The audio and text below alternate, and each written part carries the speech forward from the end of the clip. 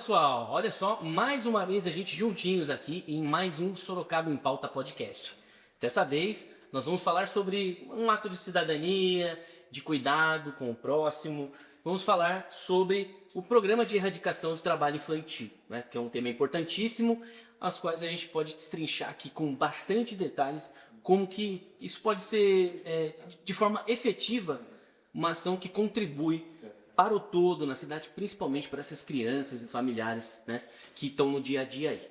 Antes disso, né, conto com o seu like, o seu joinha. Para que isso, hein? Para que mais pessoas sejam alcançadas por meio dos algoritmos aí, essas questões tecnológicas que são passadas aí, para que muitas outras pessoas conheçam os serviços de Sorocaba. Aqui a gente fala sobre esporte, saúde, cultura e sobre cidadania, como é o caso de hoje. Para falar sobre esse tema, antes lógico, né, peço que você também compartilhe. Para falar sobre esse tema, nós estamos recebendo aqui a psicóloga Camila Soares, ela que apoia o PET, né, que é o Programa de Erradicação do Trabalho Infantil, e vai explicar para a gente a importância desse trabalho. Camila, obrigado, né, pela sua presença, pela entrevista. Já de antemão, parabenizo pelo trabalho, farei isso depois ainda da nossa conversa. Antes da gente começar a falar sobre o programa, né, que a gente tem no município, conta um pouquinho sobre você, quanto tempo aí você está envolvida com esse tema, de tempo de prefeitura, que você tá conosco aí. Muito obrigada pela oportunidade, boa tarde. Eu trabalho aqui na Prefeitura de Sorocaba há 12 anos, sempre na CECID, na Secretaria da Cidadania. Trabalhei todos os serviços da assistência, nos CRAS, no CREAS, né, o CRAS atende a questão dos benefícios, do acompanhamento familiar. O CREAS já quando tem alguma situação de violência contra crianças, adolescentes, pessoas com alguma deficiência. Trabalhei com o SEREM, violência contra as mulheres, o CRI contra os idosos e também com a população de rua. E aí houve uma proposta para poder auxiliar as equipes dos CREAS em relação ao trabalho infantil, que a gente sabe que hoje a gente tem uma questão na população que é muito cultural, de achar que é bom, que é melhor estar lá trabalhando do que estar usando droga, a gente ouve muito isso, né? E as equipes dos CREAS, elas fazem o acompanhamento dessas famílias e eu fico nos bastidores, auxiliando com o que a gente pode oferecer para essas famílias. O que a gente tem de curso, o que tem recursos para a gente auxiliar essas famílias e também com a campanha. Agora a gente está, né, no dia 12 de julho, é o dia de combate ao trabalho infantil. Durante o mês de julho e o mês de outubro a gente tem as campanhas, então assim, durante o ano todo a prefeitura trabalha, mas esses 2 meses específicos a gente intensifica as ações para até auxiliar a população a entender por que é tão prejudicial o trabalho infantil. Perfeito. A gente tem alguns exemplos, sim, Camila, por exemplo, que o trabalho, anualmente, ele é realizado de maneira contínua, só que alguns períodos do ano tem essas campanhas para que se conscientize e traga uma certa luz, né? Por exemplo, a gente tratou agora recentemente do Maio Amarelo, que aborda essa questão de conscientização dos acidentes de trânsito. A gente teve também essa campanha de combate aos incêndios, tem também campanha de combate ao dengue. A gente sabe que tudo isso acontece o ano inteiro, mas nesse caso vai lá e traz a luz ali para que as pessoas lembrem, tenham essas conscientizações, assim como nas campanhas de saúde, né, como as diversas coisas que a gente tem. Você falou algo interessante, que é a frase popularmente dita assim: olha, é melhor estar ali, né, fazer o trabalho infantil do que tá usando droga ou tá em uma companhia se envolvendo com álcool. Em tese, ok, mas assim, quais são os malefícios, de repente, que uma criança tem de ser tão precoce nessa questão profissional, pulando aí a parte, de repente, do estudo, da brincadeira? Como que você, como técnica, enxerga esses prejuízos? A gente percebe, né, que as famílias elas são vulneráveis, elas têm as dificuldades, né, e aí muitas vezes a criança, o adolescente é colocado para ajudar. Então, assim, é legítima a necessidade da família. Isso a gente não está nem questionando. Mas aí a criança, o que acontece? Ela vai se colocar em risco de alguma forma. Ou ela deixou de estudar, ou ela está prejudicando o estudo dela, porque naquele tempo livre que ela teria para estudar, ela está lá trabalhando, ou ela está ali no local, por exemplo, vamos dar um exemplo que a gente já viu aqui acontecer na nossa cidade, que a criança foi ali no semáforo vender alguma coisa. Que risco que ela corre? Ela está no meio do trânsito, ela pode ser abordada por pessoas com más intenções e é uma porta também para que ela comece, de repente, a ter acesso a pessoas com más intenções, a vendas de drogas, já que está ali vendendo doce, pode vir um aliciador, pode vir um traficante e levar ela para um outro caminho, né? Então começa com uma questão para ajudar a família e daqui a pouco essa criança já está totalmente prejudicada no desenvolvimento dela. A criança, muitas vezes, ela dá conta de fazer o trabalho, mas vai ter consequências no futuro. Às vezes eu dou um exemplo, né, que meu pai e a gente, as gerações anteriores, era muito comum trabalho infantil, né? Meu pai, ele carregava muito peso quando ele era criança e ele foi uma pessoa que teve problemas na coluna. Provavelmente é uma consequência daquilo que ele fez. E ele estava ali ajudando o pai dele também. Poderiam pensar que é algo protegido, né? Não tá ali com a família. Mas nenhuma forma de trabalho infantil, ela é benéfica. O que a gente tem hoje de benefício é quando é a partir dos 14 anos, na situação de aprendiz. Ah, ok. Daí ele tem uma remuneração ali, mas ele também está na condição de aprendizagem, sem ter aquela carga, né? Aquela responsabilidade de, às vezes, ser um arrimo de família com tão pouca idade, né? Sim. É muito comum, né? A gente percebe antes, garçom, de repente ele começar com 14 anos, cobrador de ônibus começar cedo, e também trabalhos pesados, né? E geralmente esse dinheiro nem ficava para a criança, ela ia para exatamente ajudar a família. Eu acho que o principal de tudo isso também era na área rural, né? Que daí meio que se faz até uma loucura isso, né? Você fala, pô, vou fazer vários filhos para montar uma fabriquinha de funcionário.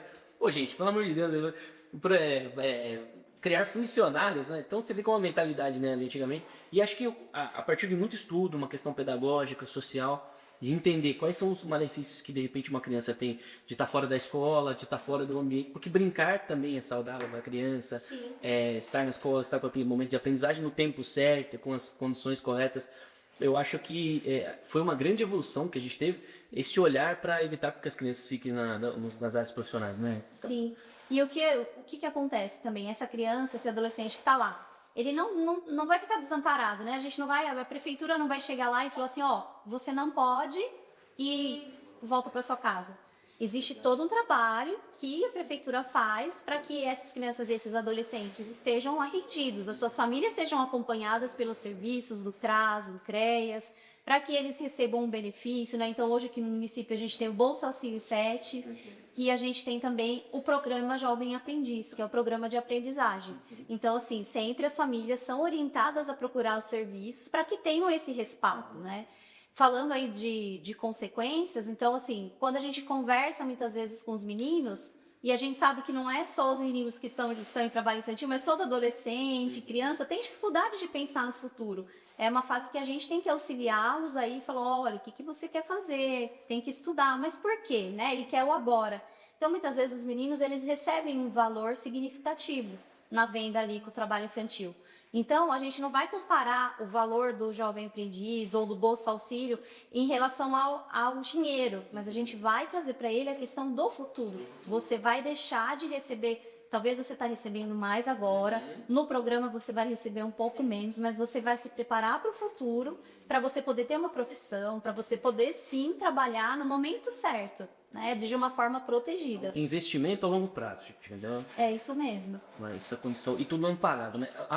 Você fala a respeito, né, do trabalho aprendiz, a gente pensa aqui, né, na nossa conversa enquanto crianças vulneráveis que estão fazendo trabalho infantil e aí acabam tendo essa oportunidade ofertada pelo Estado, por meio da prefeitura, no caso, né? Mas para uma criança que não está em condição de trabalho infantil, se ela se interessar para ser menor aprendiz, ela pode? Qual é o caminho? Como que faz para conseguir esse... A prefeitura, ela tem... existe a lei lá que regula, né, o programa de aprendizagem e é prioritariamente para as famílias do PET e também para as famílias em vulnerabilidade social. Então, todas as famílias que são acompanhadas em CRAS e CREAS vai ter alguma demanda ali, não é à toa que está em acompanhamento. Esse nosso da prefeitura aqui a gente faz um encaminhamento. Mas existem diversas instituições que fazem o programa Jovem Aprendiz, que o jovem coloca o currículo, né? Muitas vezes eles divulgam nas escolas, né? O nosso hoje é com foco nas famílias mais vulneráveis. Tá ótimo. Então é bom saber, ó, veja, a gente está abordando aqui, enquanto âmbito municipal, as crianças de vulnerabilidade que estão nesses dois órgãos citados pela Camila. Então, o CRAS, né, o CREAS também.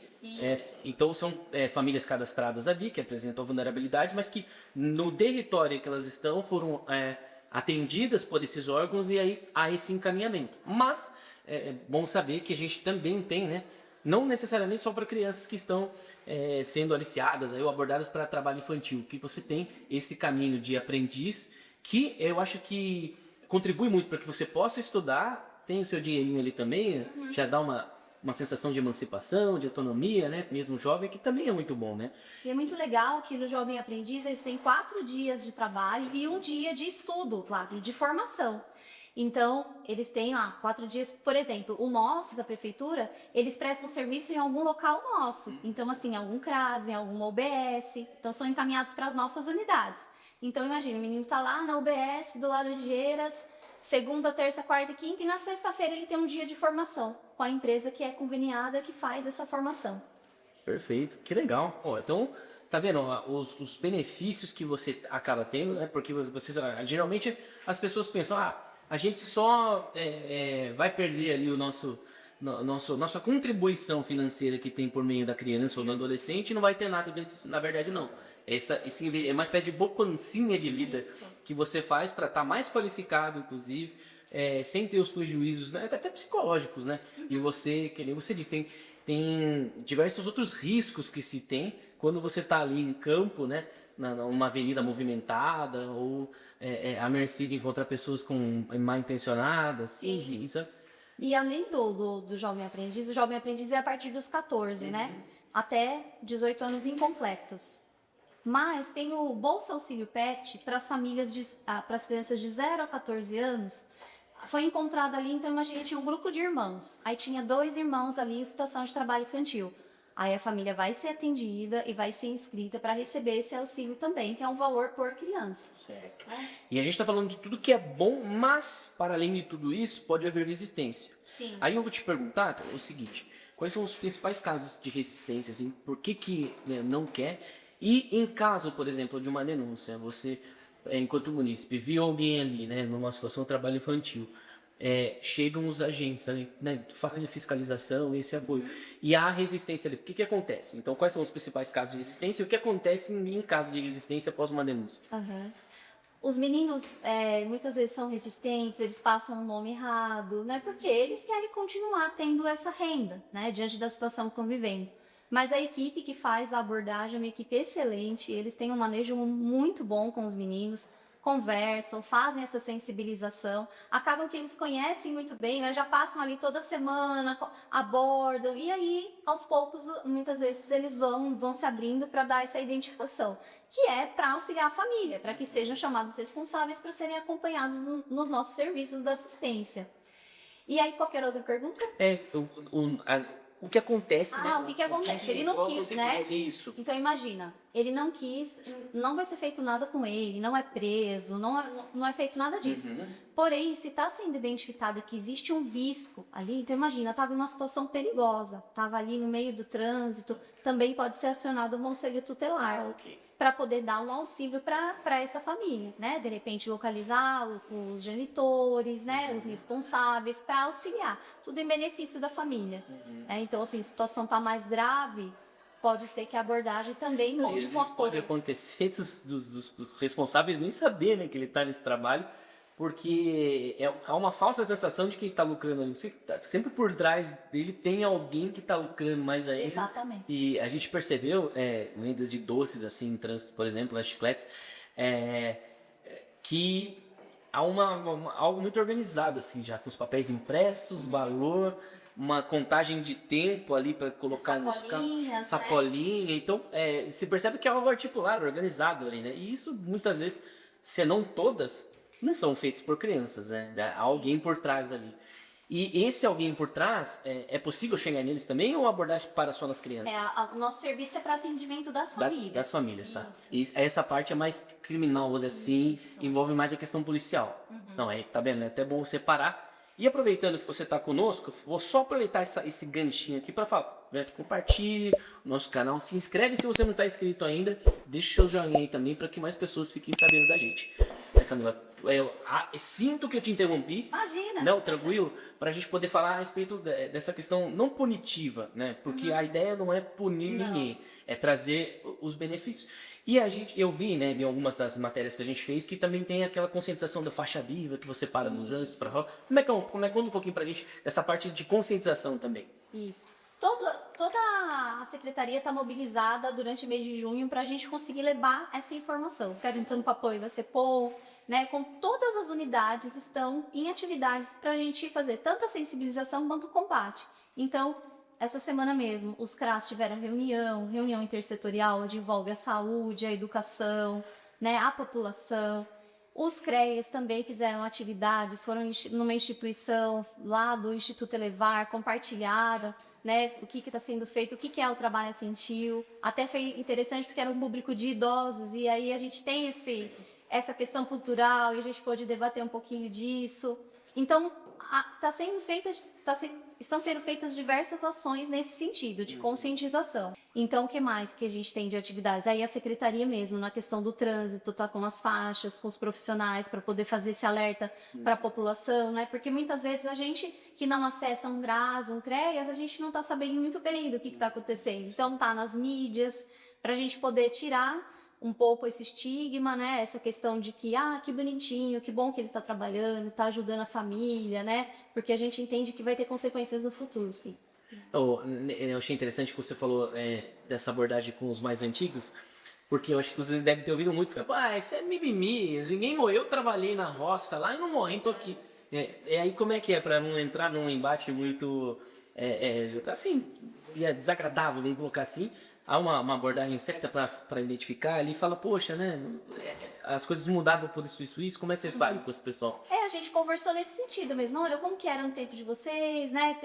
Aí o pessoal foi relatando, mas eles foram muito abertos, porque entenderam realmente que as crianças ficam em situação de risco quando hoje não estão na escola, né? E a gente sabe que até essa questão de escola antigamente era diferente. Também o acesso não era tão amplo quanto hoje, né? Então foi uma conversa muito tranquila, muito interessante. Eu acho que o tema está sendo colocado de maneira ampla na mídia, então eles já sabiam um pouquinho, puderam conversar. Aí a gente pôde trazer, eles trouxeram assim que gostariam de ter mais informações sobre o jovem aprendiz, por exemplo. Sabe, poxa, eu tô achando muito legal isso que vocês estão contando, mas eu não sabia sobre isso. Onde que a gente pode ter mais informações? Isso que é legal, porque não fica só a sensação de, destruir o que eles têm ali, que é o trabalho infantil, trazendo a renda para cá. Não, de alguma maneira desarticula, mas traz uma solução, né?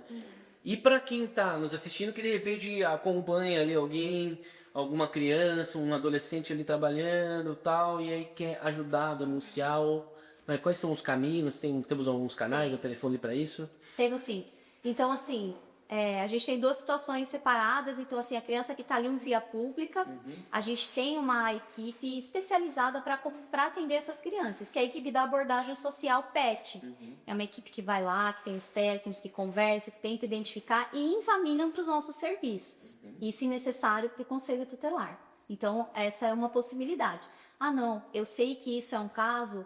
É um vizinho, ou eu soube de um amiguinho da escola do meu filho. A gente tem um canal de denúncias anônimo, que é o Disque 100, Perfeito. que qualquer pessoa pode telefonar, número 100, certo, e fazer essa denúncia. E temos também o Conselho Tutelar. Então, depois a gente coloca o número. Beleza, temos o WhatsApp, né, do PET, que vai ser colocado aqui para a gente poder identificar depois e anotar e contribuir, né, com essas denúncias. Um exemplo, saí do trabalho um dia... E aí parece que me procura, né? A situação. A gente trabalha com a gente vê, parece. Já dei de cara com 2 meninos lá pertinho do trabalho.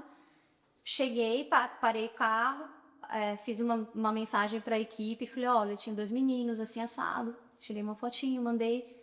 Aí eles depois me retornaram, falaram, olha, a abordagem feita, conversamos, não só aqui do município, né, vai ser articulado com o município deles, a gente conversa com o CREAS lá do município.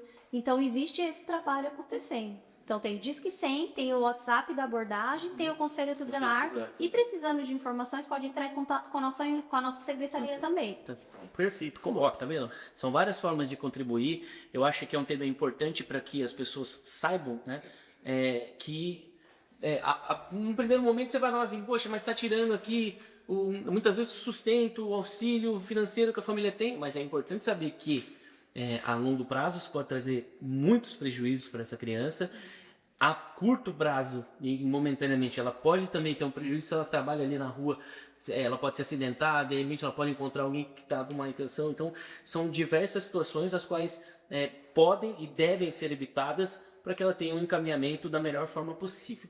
Eu vou pedir mais uma vez para que você compartilhe nosso canal. Se não tiver inscrito, se inscreva no canal, dá o seu joinha para que a gente alcance mais pessoas. E agora, Camila, assim, eu acho muito legal, né, que a gente está com uma psicóloga que faz esse apoio do trabalho com as crianças. Então você enxerga, né, tecnicamente, fora aqui o teu currículo também, que já passou por diversos setores da CECID, uma visão muito mais ampla, que enxerga às vezes a vulnerabilidade do familiar, do avô, das condições de marido, esposa e até chegando no filho.